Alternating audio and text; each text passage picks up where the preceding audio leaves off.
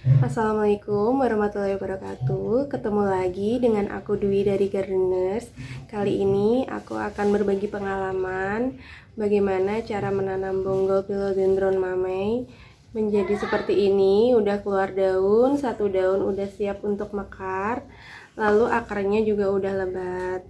Nah, seperti yang kita tahu, philodendron mamey atau yang sering juga disebut philodendron silver cloud ini harganya cukup ekspensif. Nah, jika kita beli dia sudah satu daun atau dua daun yang sudah besar, itu harganya di atas 2 jutaan.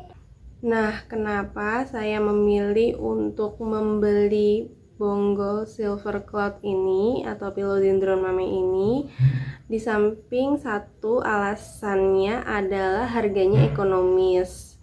Nah, yang kedua adalah kondisi bonggolnya itu udah keluar akar sehat, lalu calon tunasnya juga kelihatan sehat.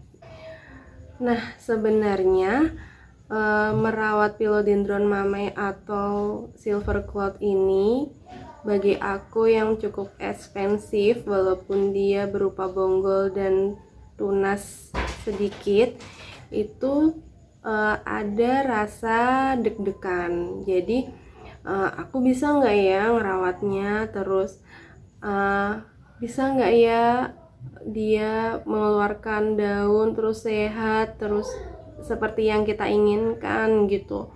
Itu pasti terselip rasa-rasa keraguan seperti itu tuh wajar sekali. Dengan harga yang sedemikian rupa, lalu akhirnya aku banyak searching, tanya sana, tanya sini, bagaimana cara merawatnya. Nah, pengalaman-pengalaman yang kita dapatkan itu pun juga perlu kita saring. Jadi, harus kita sesuaikan dengan kondisi bonggolnya itu seperti apa, gitu. Nah, bonggol philodendron mamey ini akarnya itu kecil-kecil, nggak seperti Rhaphidophora tetrasperma atau Monstera deliciosa. Itu sangat beda sekali. Dia tuh akarnya sangat lembut-lembut gini. Nih.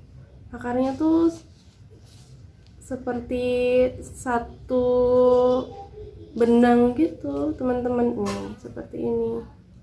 Kelihatan nggak ya? Nah, seperti ini akarnya tuh lembut-lembut seperti ini. Nah, ketika aku melihat akarnya, aduh kok kecil-kecil ya. Nah, akhirnya walaupun banyak masukan, kak langsung ditanam di media aja yang poros gitu, dikasih perlet sekam bakar gitu. Tapi setelah aku pikir-pikir, aku dilumut aja lah dulu gitu, karena menurut aku dia lebih kondisinya lebih lembab. Lalu aku juga lobangin gelas plastiknya, itu aku semua lobangin dari atas sampai bawah, aku lobangin, dan di sini berlubang semua. Nah, kenapa dilobangin semua? Karena agar tujuannya itu udara bisa keluar masuk dengan bebas. Jadi dia akarnya itu tidak menjadi busuk gitu, teman-teman. Nah, ini aku pakein lumut sama perlite dan hidroton. Nah, fungsinya hidroton kan untuk menyerap air, menyimpan air agar terjaga kelembapannya. Fungsinya perlite itu adalah dia kandungan oksigennya banyak gitu. Nah, saran sih kalau misalkan kita punya tanaman itu memang jangan mentah-mentah dapat pengalaman dari orang lain terus kita ambil langsung kita telan gitu. Itu kita juga harus pakai perasaan. Jadi bener nggak sih, cocok nggak sih, kita perlu pertimbangkan lagi gitu, teman-teman ya. Nah, seperti itu.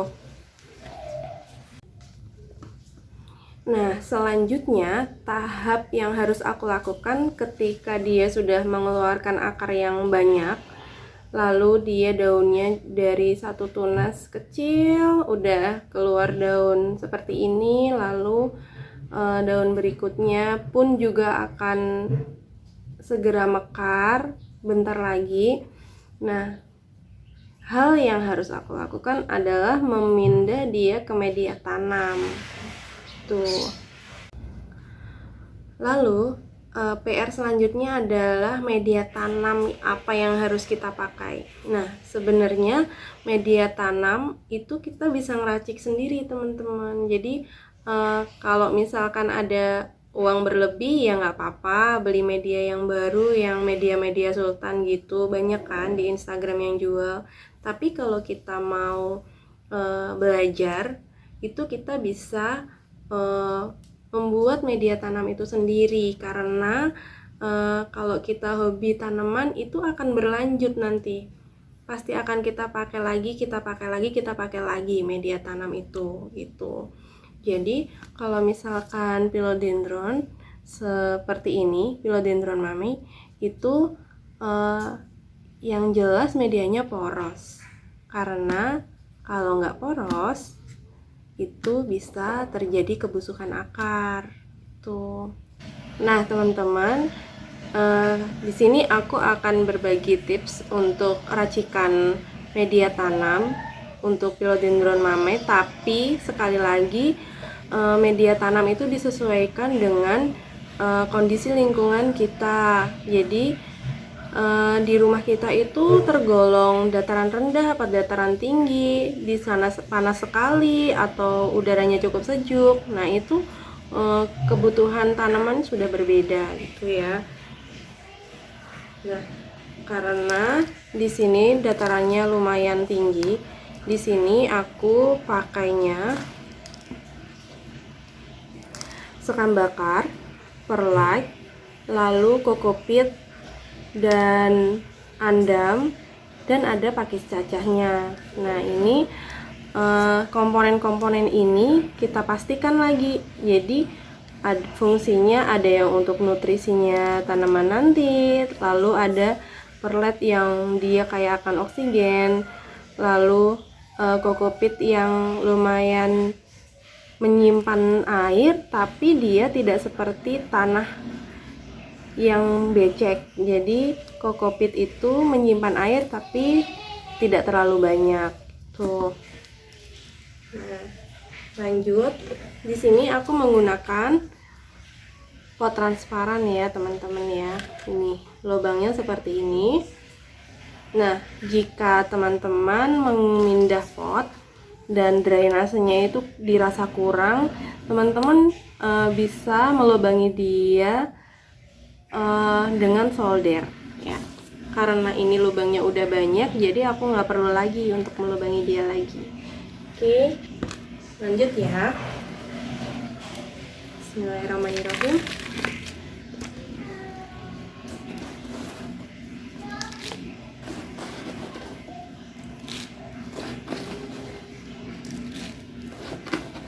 Untuk anti hama nanti kita bisa taburkan di atasnya furadan, atau sekalian saat di luar gini pas kita bikin media tanamnya sekalian kita aduk, itu juga nggak masalah, ditaburin di atas media juga nggak masalah.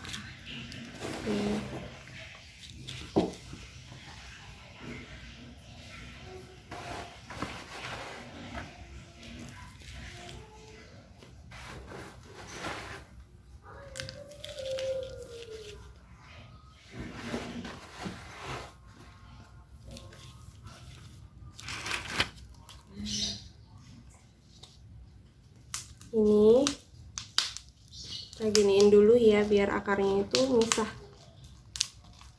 Bismillahirrahmanirrahim.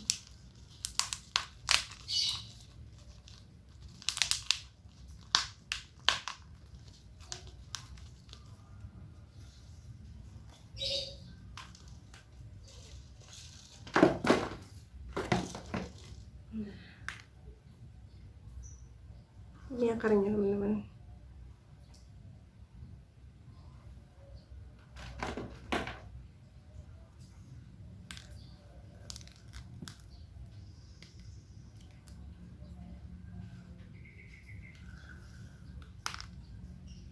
Nih, ini akarnya ya. Nah, seperti ini.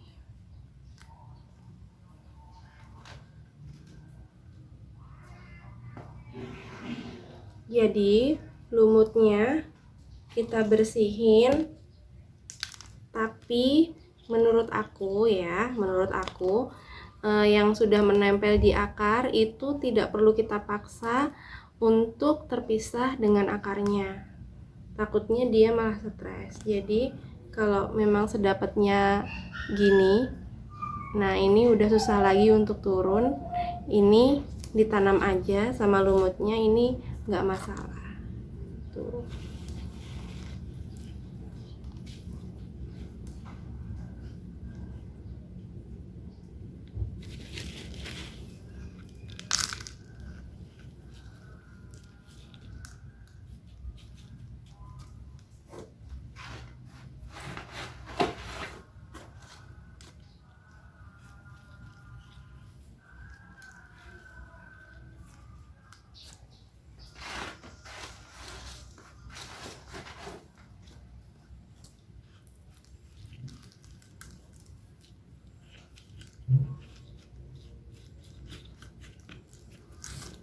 Oke.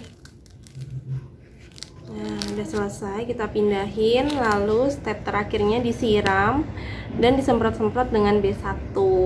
Itu ya teman-teman ya. Oke, sekian video kali ini. Semoga menginspirasi, semoga membantu untuk agar teman-teman tidak galau merawat philodendron yang lumayan ekspensif. Adalah membutuhkan tenaga pikiran tersendiri karena harganya yang ekspensif itu, kita harus termotivasi untuk merawat dia lebih baik lagi gitu. Oke, terima kasih atensinya teman-teman. Jangan lupa subscribe, like, dan komen. Assalamualaikum warahmatullahi wabarakatuh.